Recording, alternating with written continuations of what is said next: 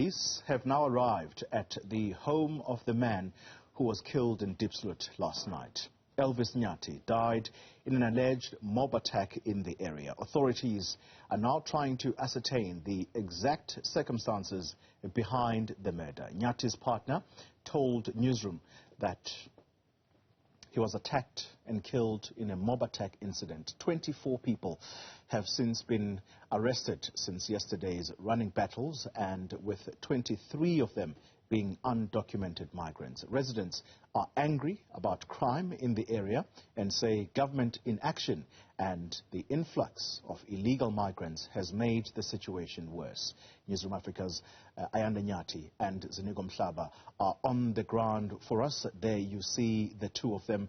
Let me start with you, Ayanda Nyathi. How do police explain what happened last night when the police minister alongside his national commissioner of police were out there, in a way, almost beating their chests about how things are going to be brought under control in Diepsloot?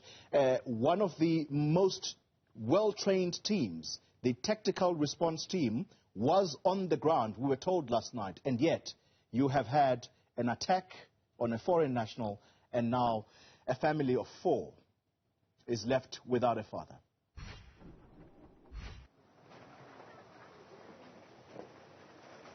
Yeah, absolutely. Good morning to you, Claudia. I imagine that kind of demeanor, that beating of the chest, as you've mentioned, is very different as of this morning. In fact, from what we've been able to gauge, they too are equally flabbergasted. But the question that you're asking is also on the tongues of the many residents here who are still trying to take in how something like this can take place, literally just hours after the police minister not only was present here, but made all kinds of promises. As far as the residents are concerned, what happened yesterday, in the early hours of this morning, quite frankly, is a direct manifestation of the long-standing issues that still exist here and points directly to what they've been crying about for years now. I think any journalist who's been working in this country over the past decade will be going through a deja vu moment. In fact, it was on the 8th of April in 2019 that I was in Alexander covering these same matters. But let me get you up to speed with what's taken place so far in case you missed it. So, as you've mentioned, 24 people have been arrested overnight. That's according to police. 23 of them are foreign nationals, we're told. 1 person has been killed. And from the different version of events that we've been able to get since our presence here this morning, we're told that a mob was doing the rounds in a section called Number 1 in Diepsloot. It's also where we understand a lot of the tensions actually began. This mob, we're told, has been going around door to door, essentially demanding passports from people who they suspect are foreign nationals.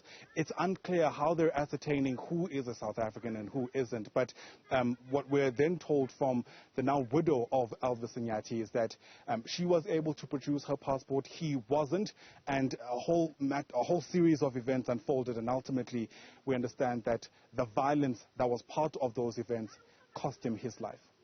And Nyathi, very tragic scenes indeed. Let's bring into the conversation Ziniko Mhlaba. Ziniko, you are on the other end of Diepsloot. What are you seeing and what have you observed since arriving there this morning?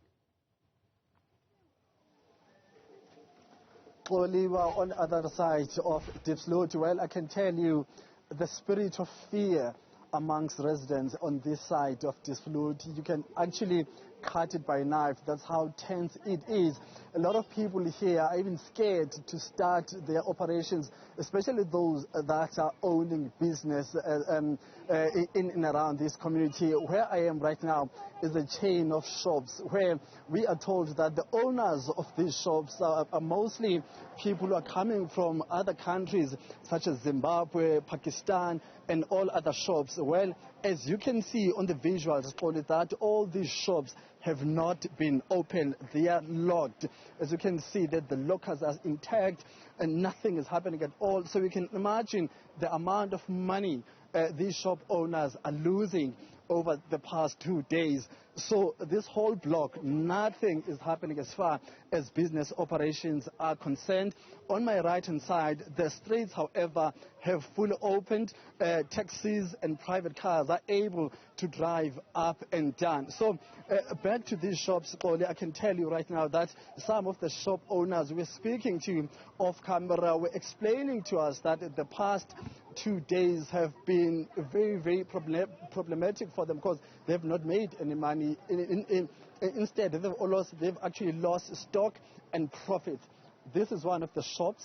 It's been cleared out. So we don't know yet whether it was cleared out by people protesting or it's just a business owner who decided to take out its stocks and maybe decide later on to come and resume with his business operations. I've got two gentlemen here. They are also part of the shop owners who have decided not to reopen their shops because of fear.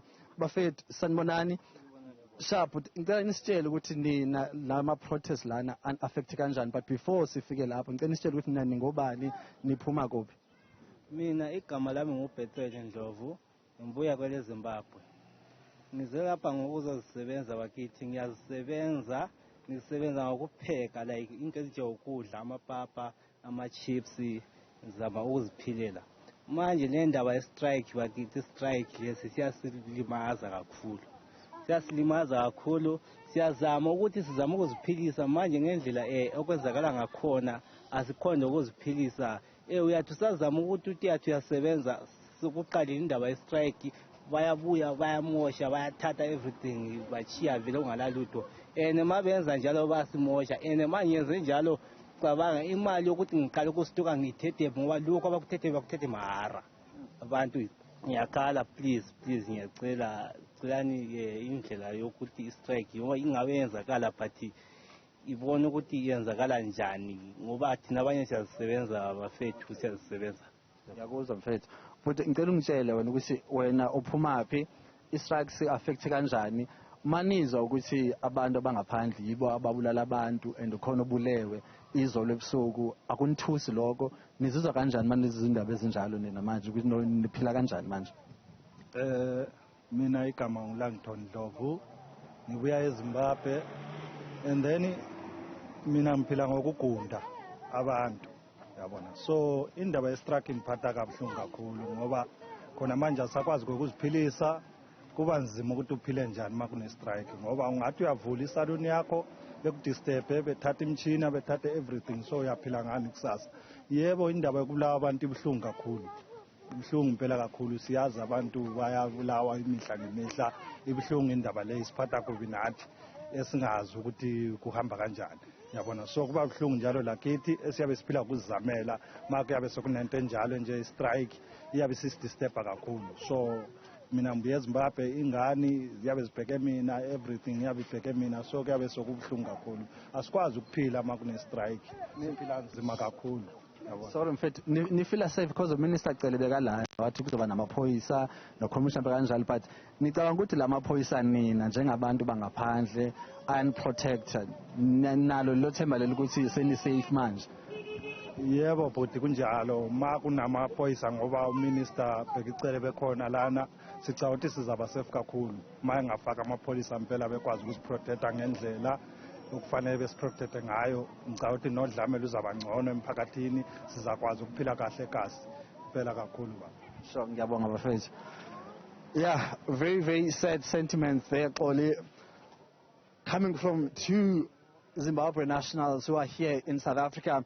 In summary, they're just explaining to us the impact of this shutdown, but they are also saying they've lost so much money, they've lost stock, and now it will be very, very difficult for them to be able to go back to stock up so that they can come and reopen their shops. So that's the fear they live in. They live under. They are saying that yes, they do understand that crime is a problem in this community. However, they are not part of any criminal activities. However, protests such as the ones we've seen in the past 2 days has also affected them personally, but also their business interests. Ziniko Mhlaba, thank you very much. Colleagues, let's wrap it up now. Ayanda, let me throw back to you on that very last point that Ziniko touched on with the people that he spoke to. The police police presence in Diepsloot. When you arrived there in the early hours of this morning, were there any police in sight?